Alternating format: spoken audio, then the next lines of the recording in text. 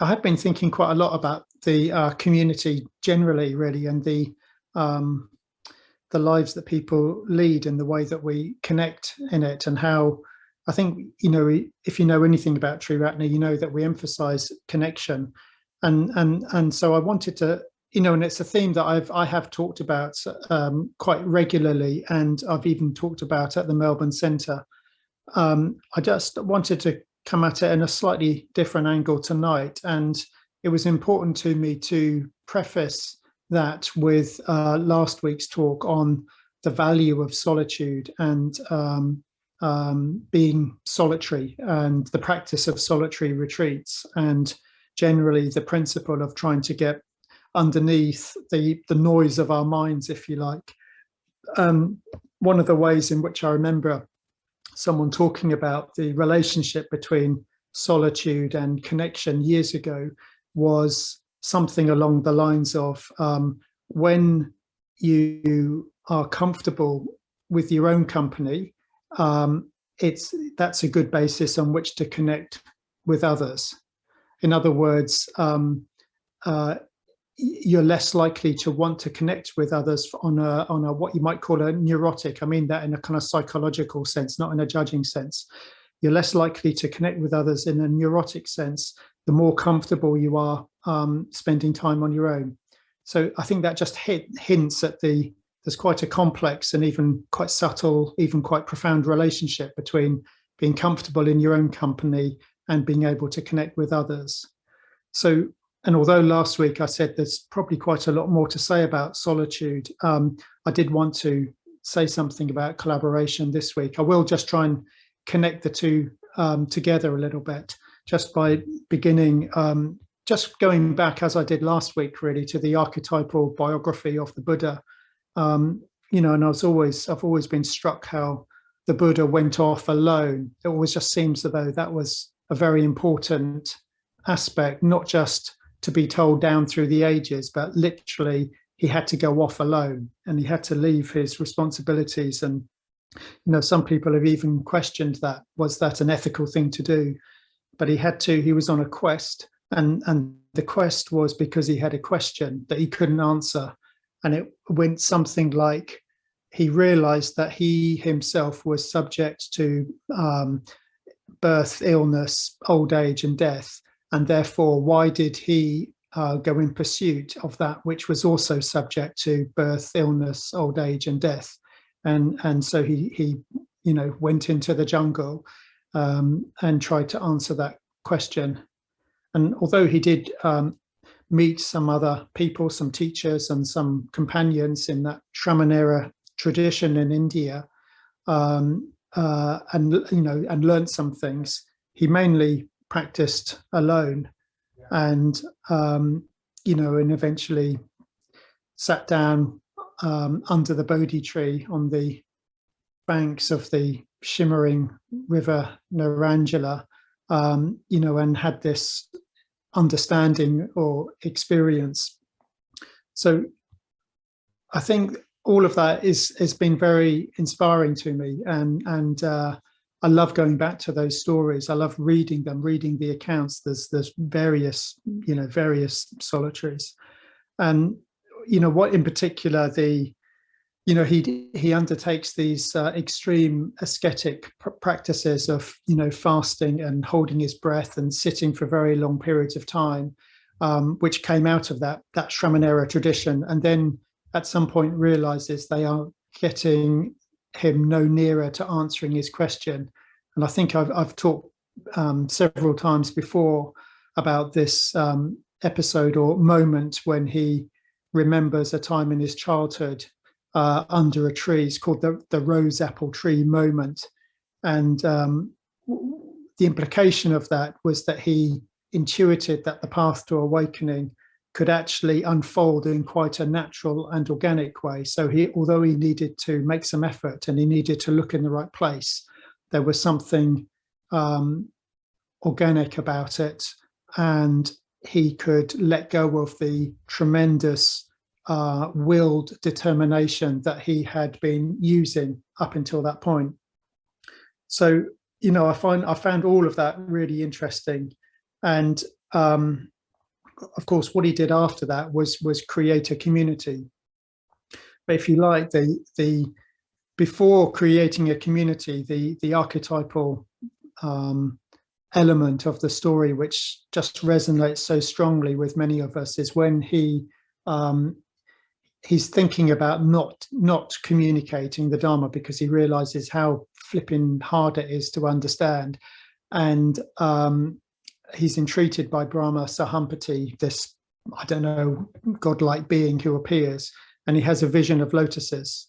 And I've talked about this before, even quite recently, and it's an image that is just really vivid for me at the moment. In fact, we made a whole weekend at Adhisthana recently called The Four Lotuses, using this backdrop, actually, which is a lotus pond from the White Lotus Sutra.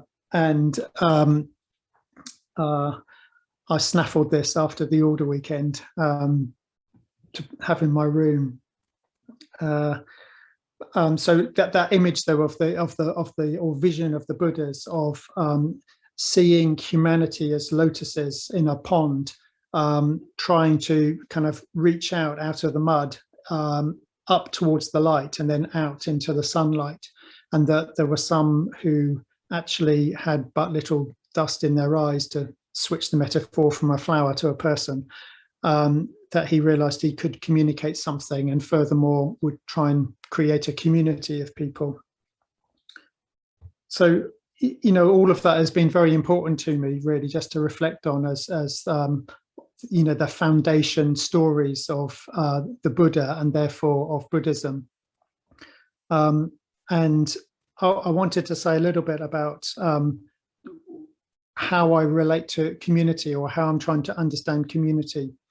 And one of the things on the weekend that I just mentioned, Subhuti, who's a good friend of mine and mentor, he gave a talk, and one of the things that he said really has stayed with me. It goes like this: there is no individual you that exists prior to or independent of the network of relationships that we are in. And I think this is an extremely perceptive comment. It's something which I've never been quite able to articulate myself. My shorthand version has been, I say to people, life means other people. But he puts it like that: there's no individual you that exists prior to or independent of the network of relationships that we are in. So I mentioned that in particular because there is a little danger, if you like, in the ideal of the true individual and the principle of solitude that I value and talked about last week. And that is that you can get an idea of the Buddhist path as being to go away to a place of solitude, develop some wisdom, and then you return and then figure out how to relate to the world. And in a sense, the Buddha does do that, like it is there in the archetypal biography of the Buddha. He did go off alone, and in a sense, he had to do it alone because there was no one else who had done it before him. But I think it's crucial to note that he created a community. I also think it's worth noting that as soon as the Buddha had this full understanding of the nature of reality, if you like, and answered his own question, one of the first things that happened is that he placed himself in relationship with a lineage of enlightened ones. In other words, he wasn't really alone and never had been. He was part of a lineage or tradition. And he uses this beautiful and evocative image of finding an ancient path in the jungle, a path that had been trodden before, but had become or was becoming overgrown. And the path led to an ancient city. And the ancient city is a metaphor for awakening. So he realized that people had gone there before, and that he was now in that tradition, if you like. So, I mean, I just mentioned that because I think there's a tremendous value in sort of acknowledging and working on the basis of your own individuality and agency. I think these are very important values. And yet it's important to realize that even in the biography of the Buddha, everything is about connection. And you know, and I think that creating a community is exactly about that. Interestingly, another friend of mine who I mentioned last week, Sangadeva, who lives here at Adhisthana, he has just finished reading a book by an Italian quantum physicist called Carlo Rovelli, called Helgoland. And quantum physics is a very complex field that I really don't understand. And in fact, Sangadeva says he doesn't understand either. But Carlo Rovelli has, including quoting the great 2nd century Buddhist scholar Nagarjuna, says in his book that the understanding that is coming from quantum physics currently says things like, this is a direct quote, objects exist only in terms of their interaction with one another. And Rovelli relates this to humanity. And he says, therefore, likewise, humans, us, we only exist by virtue of our continuous interactions with one another. So I think this is very interesting. And I think it does echo the principle of community that we value very highly. I think I also said last week that, you know, sometimes we all know that collaboration is difficult and other people can be quite annoying and difficult and confusing even. But it's worth just reflecting on our existential situation, that perhaps we are the sum of our relations, and that there is no independently existing us, you, prior to the network of relationships that we have. So I think if we take that seriously, and I strongly recommend that we do, how we live and collaborate with other people becomes one of the most important questions we can try to answer. I'd also say that that perspective is entirely congruent with the developed Buddhist tradition, including all of the Mahayana sutras that arose in the centuries after the Buddha, where the perspective there, to use the pithy summary from the Diamond Sutra, is that we try and help other beings, other people, because we realize that in reality there are no beings or other people. And by realizing there are no beings, what that means is that you realize there is no independently existing or inherently existing self. That's, you know, so it doesn't mean people don't exist. It means they don't exist in an independent way. So, you know, and I think that it's I'm deliberately quoting the Diamond Sutra because it was Bhante Sangharakshita's reading of the Diamond Sutra and his intuitive understanding of it that set him on the Buddhist path and eventually led him to create Triratna and emphasize friendship, connection, ethics in doing so. So I think you could even say, I could even say perhaps, that it wasn't just Sangharakshita that created this community. You could say it's created out of the understanding of the Diamond Sutra.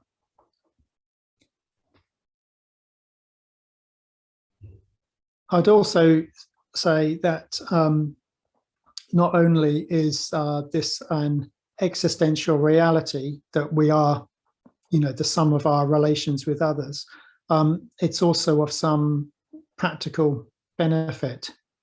And this is because it's very hard to dismantle our egoic consciousness using that same egoic consciousness. It's very hard to dismantle that.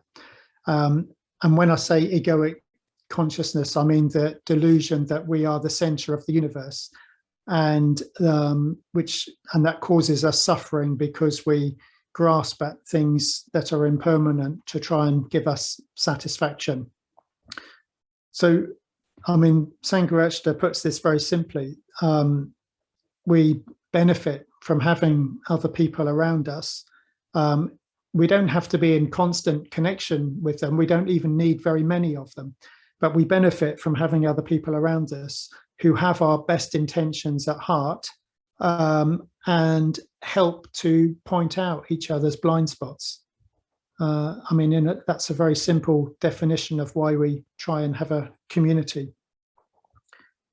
I've been reading, just in the last couple of weeks, having a look at a recent book by Steven Pinker, who's an American psychologist, and the book is about rationality. So, but even just on rationality, he describes a very similar idea to this, which is none of us thinking alone is rational enough to consistently come to sound conclusions. Rationality emerges from a community of reasoners who spot each other's fallacies.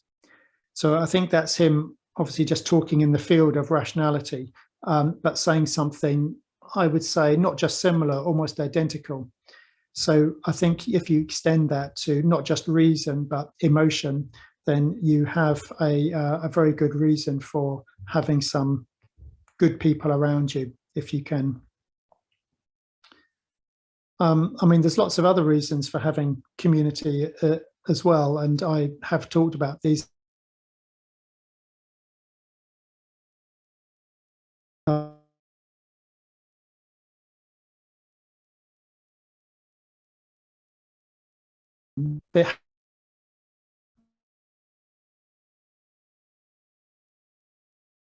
Support and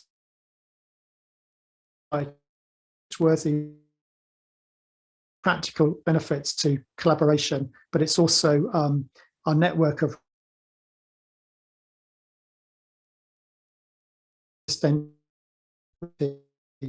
and like of. So let me just check what I'm going to suggest. Those of you that were there last week, we just broke in. Lokeśvara, I'm really sorry. I suggest that we do the same. Okay, Lokeśvara, I'm really sorry to be interrupting you, but we've lost you. We lost you for about the last minute, maybe a minute or two. Yeah. So from when you finished speaking about am I back rationality, now? you're back now, Lokeśvara. Mm-hmm. We lost you when you finished speaking about rationality as a communal thing. Okay. And is the connection back and stable now? It seems to be. For the moment, yeah. I'm just going to see whether I can change the hub that I'm using here. Okay. Hold on a sec.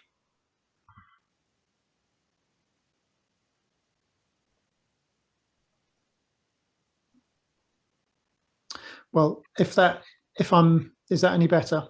Yeah, it's fine. Yeah, okay. Thank you. Yeah, sorry about that. We're supposed to have like super fast, what fiber optic internet here, but we still seem to have some problems. You know, it might be that a cow has actually trodden on the fiber optic cable or something. There's always problems in the countryside that technology doesn't always solve.